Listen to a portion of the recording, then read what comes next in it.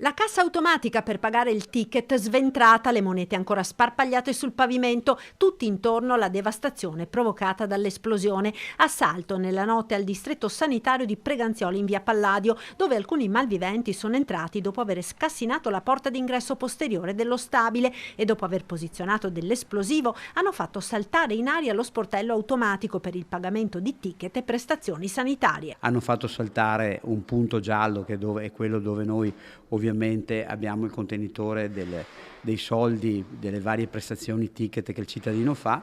Hanno portato via, immaginiamo, una cifra che è sopra i 5-6 mila euro e purtroppo hanno reso inagibile chiaramente la macchina stessa. L'azienda sanitaria è assicurata contro questo tipo di eventi e tra l'altro non è la prima volta che accade. Qualche tempo fa era stato preso di mira il distretto di Villorba. Adesso andremo a potenziare ovviamente la sorveglianza sia con le telecamere che utilizzando i nostri vigilantes in modo tale che passino più spesso per verificare appunto queste sedi periferiche. Stanotte a Preganziol l'effrazione ha fatto scattare l'allarme del distretto collegato ad un istituto di vigilanza privato. Subito sul posto sono arrivati anche i carabinieri che ora stanno conducendo le indagini. Al vaglio anche le immagini del sistema di videosorveglianza comunale. Le immagini della videosorveglianza sono a disposizione dei carabinieri che stanno indagando. Da questa mattina c'è un uomo del corpo intercomunale di polizia locale che sta lavorando assieme ai carabinieri a visionare le immagini delle telecamere. Abbiamo